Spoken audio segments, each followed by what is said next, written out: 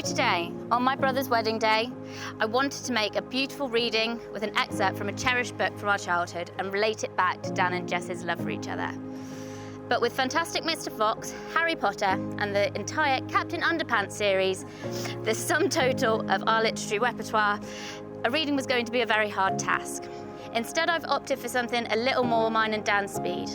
This is a quote from Kenzuki's Kingdom by Michael Morpurgo. I will stay with you now, you are not alone. Wherever you go, I will go too. I will be beside you always. This I promise you.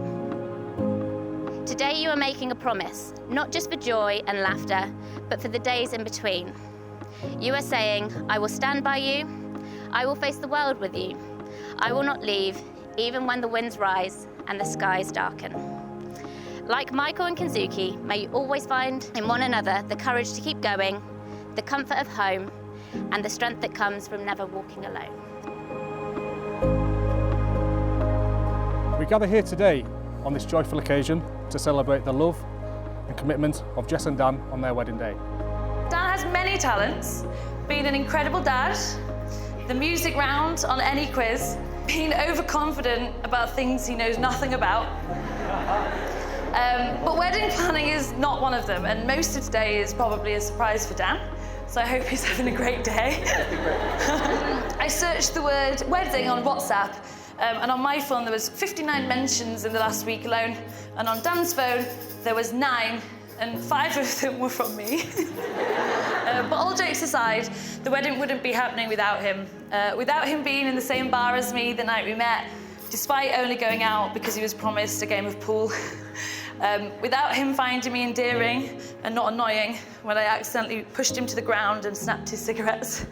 And without him asking for my number and sending that first message. I promise to always dry your hair for you when you're poorly, even though it takes an hour. I promise to always look after Jude in the morning on a weekend so you can have a lie-in. I promise to be a good role model for Jude and any future children we might have. I promise to always go to the shop when you need a little snacky snack. I promise to always be there for you and Jude. And finally, I promise to do my best to be the man that you and Jude deserve. I promise to tell you what our plans are 3 times a day and not get mad when you ask again. I promise to always romanticize life by making a big deal out of the small things. I promise to continue to love your family as if they were my own. I promise to always make your highs feel twice as good and your lows feel half as bad. Jess, do you take Dan to be your husband? I do. Dan, do you take Jess to be your wife? I do. I now pronounce you husband and wife. You may kiss the bride.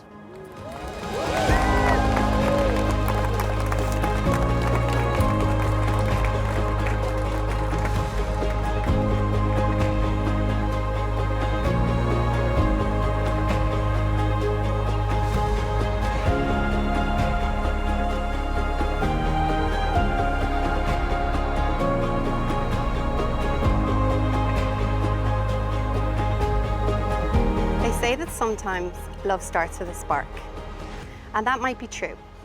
But if I were to wish you a love, I wouldn't wish fire for you. So instead of wishing you a love that burns, I wish you a love like a river, twists and turns. It changes and it flows, it is powerful and free, but it consistently finds its way back to the sea. And so like the water, I hope your love is ever growing, ever changing. I hope your love is powerful and free. And may you always find each other, like a river finds the sea. Having Jude has been maybe the most amazing experience of my life. I have Jess to thank for that. In all the late nights, the bouts of sickness, the laughing and the smiles, in the moments where we cuddle up in bed in the morning, I'm just reminded of how lucky I am. There are a million different paths we both could have taken to end up here, but now to be surrounded by friends, family, the people that mean the most to us in the entire world, I can quite honestly say I feel like the luckiest man in the world. Jess, I love you. Thank you.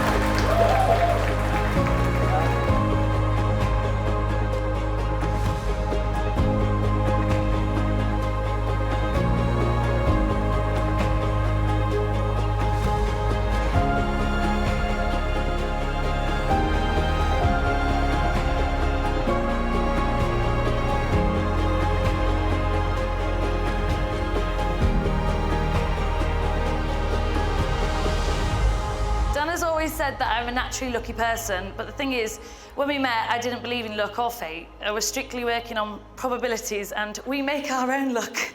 But when I stand here today, looking at you, beautiful lot, and our perfectly hectic little family, it's hard not to think I've been wrong all along. I am incredibly lucky for today and the life that we share.